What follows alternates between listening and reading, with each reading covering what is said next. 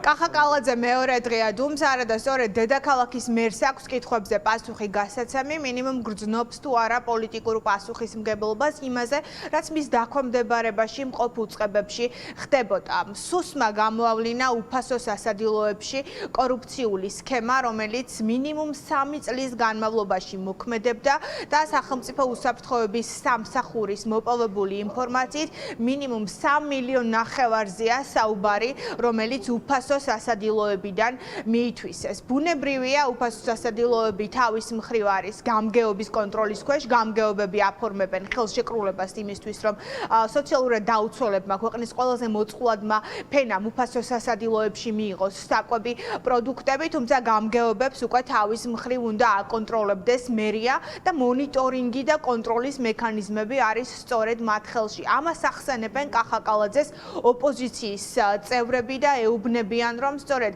მისი პასუხისმგებლობა აკონტროლოს ყველაფერი, რაც სისტემაში ხდება, თუმცა კახაკალაძე ტრადიციულ პასუხს გცემს ხოლმე პასუხისმგებლობასთან დაკავშირებულ კითხვებზე, რომ სხვის დანაშაულზე ის არ არის თავად პასუხისმგებელი, მაგრამ ოპოზიცია პირდაპირ ამბობს, რომ ნებისმიერ შემთხვევაში მივდივართ მინიმუმ სამსახურეობრივ გულგრილობასთან, რაც არის ასევე დანაშაული და დედაქალაქის მერმა ახლა კითხვებზე პასუხები უნდა გასცეს. ოპარულია თვითონ ქართული ოცნების უსაფრთხოების სამსახურმა დაადასტურა 3,5 მილიონი ლარი. ცოტა ხნის წინ იგივე კორუფციული ამბავი გამოვლინდა ბაგაბაღების სააგენტოში, მაშინაც არავისი პასუხისმგებლობა არ დამდგარა.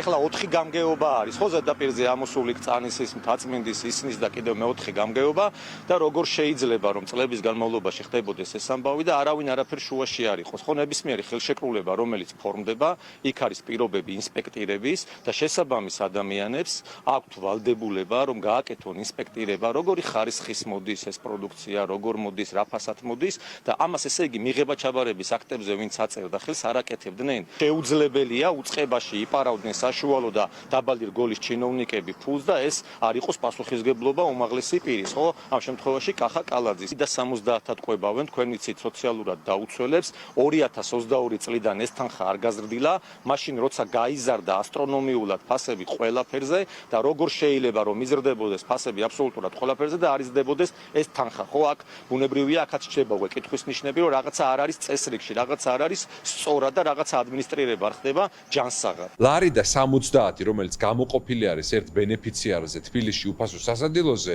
ის სრულადაც კი ვერ ხმარდება იმ ადამიანებს და მიდის როგორც ადმინისტრაციულ ხარჯებში, ისე ვიღაცების ჯიბეში, ვინც შეკრულები არიან ქართული ოცნების მაღალჩინოსნებთან. ამ წლების განმავლობაში კალაძისგან იმდენჯერ მოვისმინეთ, რომ თურმე მისი პასუხისმგებლობა არ არის არც ერთი გაფუჭებული საქმე, რომ უმჯობესი იქნება თვითონ გითხრას, რა არის მისი პასუხისმგებლობა, სად შეიძლება რომ თბილისელებმა და ქართულმა ხალხმა მას მოთხოვოს პასუხი, პოლიტიკური და სამართლებრივი პასუხისმგებლობა იმ ქაოსზე, იმ კორუფციაზე და იმ არაკომპეტენტურობაზე, რომელიც ამ ქალაქში ტრიალებს, არის რასაკვირველია ამ სტრუქტურის ხელმძღვანელზე, ანუ დედაქალაქის მერზე. სრულიად უპასუხისმგებლო მერი გახლავთ კალაძე, რომელსაც არ აქვს არც მორალური და არც პოლიტიკური პასუხისმგებლობის საკუთარ თავზე აღების არანაირი ასე ვთქვათ რესურსი, მოდი ასე ვთქვათ, ხო?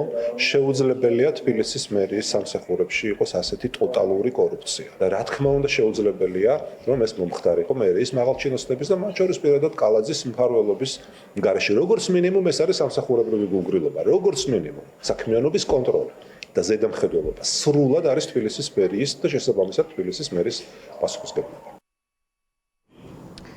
უფასო სასადილოებიდან და ბიუჯეტიდან მითვისებული ფულის საქმეზე 5 პირია დაკავებული. სუსის გამოძიების მიხედვით მიღება-ჩაბარების აქტების გაყალბების წყალობით მოახერხა ალადაშვილი & და მისმა ქვეკონტრაქტორებმა ამ თანხის მითვისება. უფასო სასადილოების საქმე არის მხოლოდ ერთი მაგალითი, მანამდე იყო გამოვლენილი კორუფცია ბაღებში და უკვე არაერთი გამოძიება არსებობს, რომელიც სწორედ მერიის დაქვემდებარებაში მყოფ უწყებებს ეხება, თუმცა კახაკალაძე მუდმივად ამბობს, რომ ამ საკითხებზე თავად როგორც მერი პასუხისმგებლობას იხსნის.